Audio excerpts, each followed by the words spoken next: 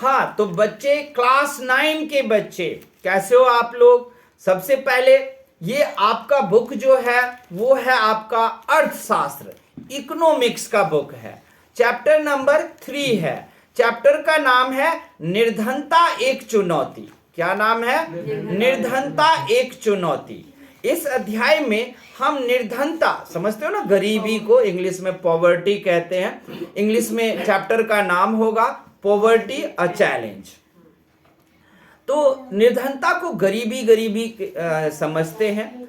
तो गरीबी एक चुनौती है। बात सच है कि अगर दुनिया में भूखमरी फैलाना हो, अगर दुनिया में आतंकवाद फैलाना हो, दुनिया में युद्ध कराना हो, तो गरीब हो जाओ।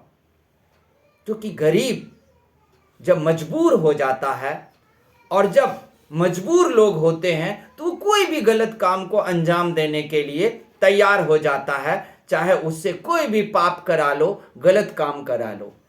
तो गरीबी इस समाज की, देश की, अर्थव्यवस्था की सबसे बड़ी चैलेंज है। गरीबी अगर है तो चोरी होगा, लूट होगा, डकैती होगा। क्योंकि गरीबी क्यों है? क्योंकि बेरोजगार है, रोजगार नहीं है। रोजगार नहीं रहेगा तो इंसान क्या करेगा? दूसरे को लूट के खाएगा, चोरी करेगा। कोई तनख्वाह लेकर आ रहा होगा तो उसकी तनख्वाह को क्या करेगा? लूटने की कोशिश करेगा, ताकि वो हम अपनी तनख्वाह से वो उसकी तनख्वाह से वो जिंदा रह सके, ये काम करेगा वो। अब सबसे पहले देखो निर्धनता क्या होती है। निर्धनता उस स्थिति को कहते हैं जब हमें अपनी मौलिक जरूरतें भी पूरी नहीं हो, इस स्थिति को निर्धनता कहते हैं, गरीबी। और कुछ होता है निर्धनता के नीचे भी होता है। एक होता है निर्धनता यानी कि गरीबी, और एक होता है गरीबी के नीचे, और एक होता है गरीबी के ऊपर। गरीबी के नीचे वाले लोगों को बीपीएल कहते हैं, बिलो पॉवर्टी लाइन। गरीबी से ऊपर वाले को एपीएल कहते हैं, अबव पॉवर्टी लाइन। और गरीबी तो भारत में गरीब तो लगभग 80% लोग हैं।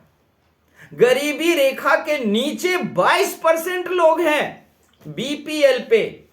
गरीब को ही मौलिक जरूरतें, भौतिक जरूरतें पूरी नहीं होती। मौलिक जरूरतें क्या है? रोटी, कपड़ा और मकान। जब ये 3 चीजें भी किसी को प्राप्त ना हो तो वो आ जाता है बीपीएल पर। और अगर ये तीनों चीजें प्राप्त है लेकिन फिर भी एजुकेशन के लिए, अच्छे कपड़े के लिए, इन सब के लिए अगर उनकी आमदनी ठीक ठाक नहीं है तो वो गरीबी है। और गरीबी से ऊपर भारत में लगभग 20% लोग होंगे भी नहीं, ज्यादातर लोग गरीब हैं। और 22% तो रोटी, कपड़ा और मकान भी उनके पास नहीं है। 22% लोग तो टेंट पर और फुटपाथ पर रहकर अपना जीवन जीते हैं। अब क्वेश्चन आता है कि गरीबी क्यों है? ये सबसे बड़ा क्वेश्चन आएगा। निर्धनता के कौन कौन से कारण हैं, ये आपको लिखना है। तो निर्धनता के निम्नलिखित कारण हैं। पहला, भूमिहीनता। भारत में इसलिए निर्धनता है क्योंकि अधिकांश लोगों के पास भूमि है नहीं। काम धंधा अगर नहीं मिलेगा तो छोटे से खेत पर हाथ पांव से ही मेहनत करके कुछ तो उगा लेगा, खा लेगा, लेकिन जमीन ही नहीं है उनके पास। बहुत सारे जमींदार हैं जिनके पास इतनी जमीनें हैं। पंजाब में चले जाओ तो इतनी जमीनें हैं कि एक किसान के पास 60 ट्रैक्टर है और BMW किसान चलता है। और उन्हीं के खेत पर में एक छोटा सा मजदूर काम करता है जिन्हें रोटी, कपड़ा और मकान भी नहीं मिलता है। तो पहला कारण है निर्धनता का भूमिहीनता। दूसरा, बेरोजगारी। निर्धनता का दूसरा कारण है बेरोजगारी। जिधर देखो बेरोजगारी ही बेरोजगारी है। इस बेरोजगारी के कारण लोगों को काम नहीं मिल पाता। अब बेरोजगारी भी कई तरह के होते हैं जो आप लोग पहले भी पढ़े होंगे। बेरोजगारी में होता है एक मौसमी बेरोजगारी, प्रच्छन्न बेरोजगारी, ये सब। अब पहली बात कि बेरोजगारी किसे कहते हैं, ये डेफिनेशन थोड़ा सा टफ है। सीधे काम नहीं मिला उसे बेरोजगारी कहते हैं, नहीं। जब कोई व्यक्ति काम करने के इच्छुक है, कोई व्यक्ति काम करने के इच्छुक है फिर भी उसे काम नहीं मिले, तो इस स्थिति को हम क्या कहते हैं, बेरोजगारी कहते हैं। तीसरा है निर्धनता का कारण, परिवार का आकार। अगर आपके परिवार का आकार बड़ा है, काफी मेंबर हैं, तो ऐसे में क्या होगा, गरीबी तो रहेगी, एक कमाने वाला और 6 खाने वाले, और वो भी एक का 6 के बराबर खिलाने का तो वेतन मिलता नहीं है, तो वहां पर फिर निर्धनता रहेगी। चौथा है निरक्षरता, लोग पढ़े लिखे नहीं हैं, इसलिए वो कोई अपने लायक काम धंधा ढूंढ नहीं पाते, उनको किसी भी तरह के काम धंधे में जाना पड़ता है, फिर उनका शोषण होता है। तो चौथा कारण है निरक्षरता, किसका, निर्धनता का। पांचवा कारण है खराब स्वास्थ्य। देखो, अगर स्वास्थ्य अच्छा नहीं है ना आपका, तो आप जीवन में कुछ भी नहीं कर सकते। एक खराब स्वास्थ्य वाला अपनी जीवन में कुछ भी नहीं कर सकता, न काम धंधा, न पढ़ाई लिखाई। इसीलिए भारत जैसे देश में स्वास्थ्य की सबसे बड़ी प्रॉब्लम है। जिसको देखो सब एक न एक बीमारी कंटिन्यू लेकर जी रहे होते हैं। किसी को कमर में दर्द, किसी को घुटने में दर्द, किसी को कुछ, किसी को दमा। ऐसे में तो निर्धनता रहेगी। बाल श्रम, इसका छठा कारण है निर्धनता का बाल श्रम। यहां पर हम 14 साल की उम्र से कम के बच्चे को ही काम पर लगा देते हैं और समझते क्या है कि अरे काम पे लगा देते हैं, कुछ तो पैसा लाएगा। लेकिन जो कुछ वो पैसा लाया उससे परिवार का फायदा भी नहीं हुआ, वो कोई स्किल नहीं सीख पाया, कोई गुण नहीं सीख पाया, और जब वो बड़ा हुआ तो उसका परिवार भी गरीब ही रह गया। इसलिए आप भले ही गरीब हो, लेकिन अपने बच्चों को पढ़ाओ ताकि उसकी जिंदगी अच्छी हो जाए।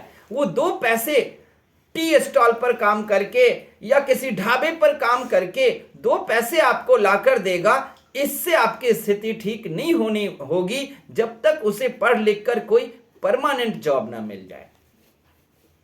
इसीलिए आजकल देखोगे गरीब लोग सब भी बच्चों को काम पे नहीं लगाते हैं और पढ़ाई पर ध्यान देते हैं कि हमारी ज़िंदगी तो खराब ही हो गई, बच्चों तुम लोगों की ज़िंदगी तो अच्छी हो जाए। और असहायता, 7वां कारण है निर्धनता का असहायता, हेल्पलेसनेस, यानी कि यहाँ पर कोई किसी की मदद नहीं करता। अगर कोई व्यक्ति का काम धंधा बढ़िया चल गया, वो अपने काम धंधे के बारे में तुम्हें बताएगा भी नहीं कि मेरा काम धंधा कम हो जाएगा अगर मैं इसको सारी राज की बात बता दूं, तो कोई सहायता भी नहीं करता।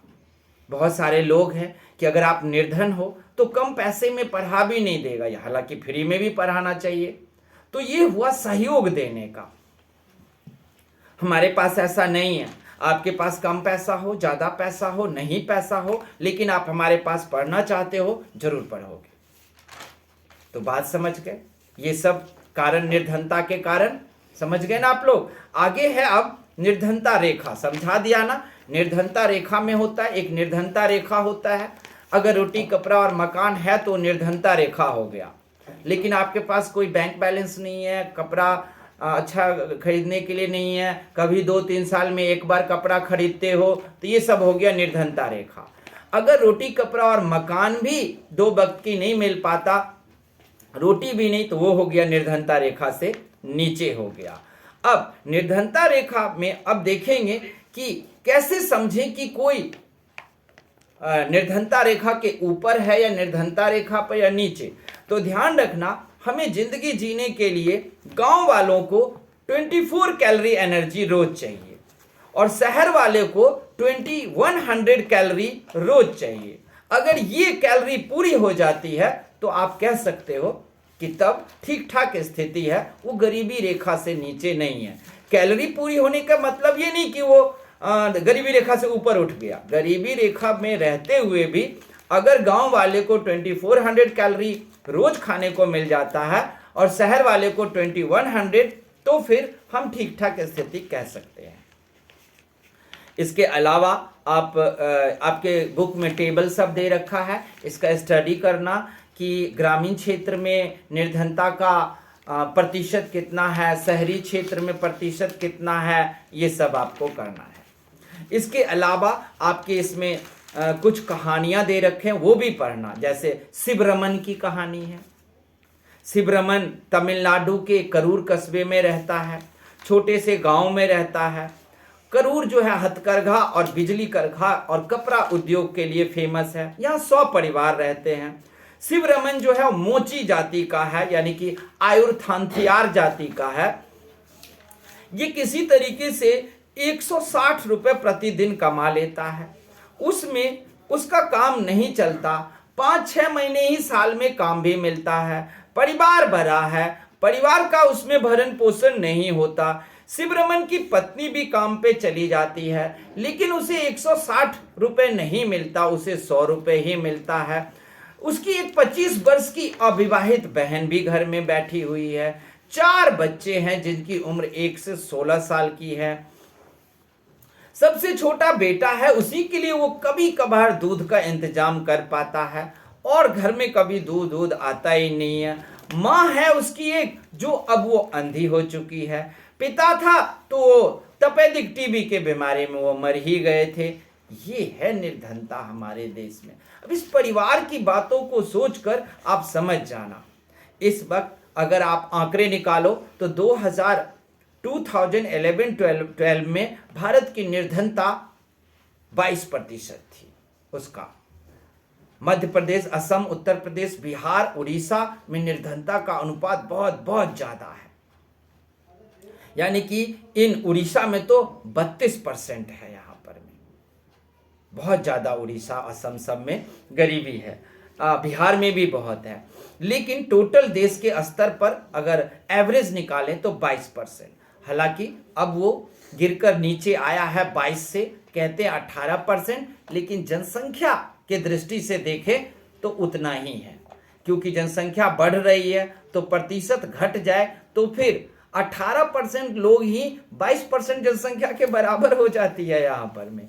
और यहाँ पर गरीबी हटाने के लिए, निर्धनता हटाने के लिए कई सारी योजनाएं चलाई गई हैं। जैसे वो योजना सब है आपका मनरेगा, नरेगा। लेकिन जानते हो मनरेगा, नरेगा होने के बाद भी निर्धनता दूर नहीं हो रही है। वजह, योजना तो बनाई जाती है, लेकिन योजना को कारगर ढंग से लागू करें ऐसी नीति तो बनाई ही नहीं जाती।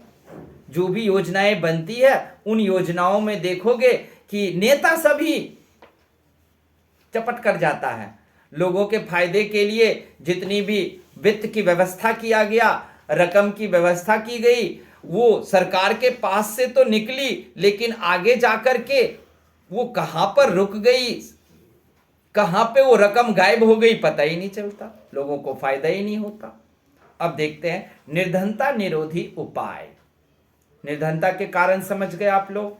अब गरीबी रेखा समझ गए, कितनी कैलोरी कितने को चाहिए वो भी समझ गए। अब आते हैं निर्धनता निरोधी उपाय, यानी कि क्वेश्चन है सरकार ने कौन कौन से कदम उठाए हैं जिससे निर्धनता को दूर किया जाए। तो सबसे पहले सरकार ने 2 नीति बनाया है। पहला, आर्थिक समृद्धि करेंगे, विकास नहीं। भले ही लेट हमारे देश का आर्थिक तरक्की हो, लेकिन हम लेट ही विकास करेंगे, लेकिन वो प्रदूषण और पर्यावरण को बचाते हुए, जिससे कि लोग का स्वास्थ्य अगर ठीक रहेगा, तो अगर लोगों का स्वास्थ्य ठीक रहेगा तो डेफिनेटली हम तरक्की कर पाएंगे और निर्धनता को भी दूर कर पाएंगे। उसके बाद है 2005 नरेगा 2005, महात्मा गांधी राष्ट्रीय ग्रामीण रोजगार अधिनियम, जिसे मनरेगा कहते हैं, नरेगा नहीं, मनरेगा कहते हैं, 2005, जिसमें ये किया गया कि जितने भी मजदूर हैं, लोग हैं जो खाली बैठे रहते हैं, उन लोगों को काम दिया जाएगा। और वो लोग एक पत्र लिखेंगे, एप्लीकेशन सरकार को, अपने अपने यहाँ के सरकार को, और हर एक सरकार को साल में 100 डेज, 100 दिन की उन्हें मजदूरी देनी पड़ेगी। लेकिन एप्लीकेशन देने के बाद भी सरकार ने उन्हें 100 डेज की मजदूरी मुहैया नहीं कराई साल में, तो फिर उन्हें वो पैसा 100 दिन का फ्री में देना पड़ेगा। मनरेगा के तहत तय किया गया सड़कें बनेंगी, रोड बनेंगी और तालाबें खोदी जाएंगी।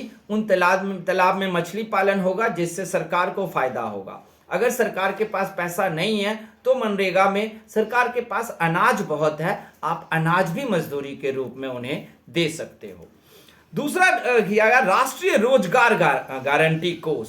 यही है राष्ट्रीय रोजगार गारंटी कोष के अंदर आपको एक नियमित और निम्नतम मजदूरी तय करेंगे और 100 डेज का जॉब दिया जाएगा। तीसरा काम किया राष्ट्रीय काम के बदले अनाज। ये मनरेगा में ही रखा गया और नरेगा में भी कि अगर काम कराने से के लिए अगर पैसा सरकार के पास नहीं है तो सरकार क्या करे, अनाज दे दे। उसके बाद है प्रधानमंत्री रोजगार योजना। प्रधानमंत्री रोजगार योजना 1993 में शुरू किया गया। इस कार्यक्रम के तहत युवाओं को स्वरोजगार शुरू करने के लिए कहा गया और प्रधानमंत्री की तरफ से उन्हें ट्रेनिंग दी जाएगी और रुपए भी दिए जाएंगे काम शुरू करने के लिए। फिर ग्रामीण स्वरोजगार योजना 1995 में शुरू किया गया, जिसके तहत यह तय किया गया कि ग्रामीण क्षेत्रों में जाकर लोगों को रोजगार कैसे मिले वो सिखाओ, लोगों को काम धंधा कैसे मिले और उससे पहले उन्हें ट्रेनिंग दो कि काम धंधा कैसे शुरू करेंगे। 1999 में अटल बिहारी वाजपेयी सरकार ने स्वर्ण जयंती ग्राम रोजगार शुरू किया। स्वर्ण जयंती रोजगार के तहत वहां पर में निर्धन परिवारों को संगठित करके और बैंक ऋण दिया जाएगा। बैंक से ऋण प्राप्त करके फिर अपना अपना काम सब शुरू कर सकते हैं।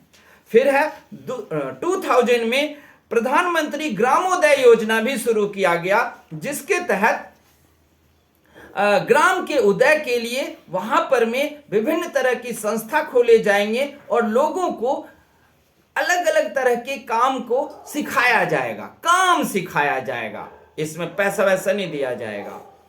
इसके अलावा है ये सब इतनी चीजें तो शुरू किया, लेकिन क्या हमारे देश से कोई गरीबी गई, निर्धनता गई? नहीं, अभी भी भावी चुनौतियां बनी हुई है।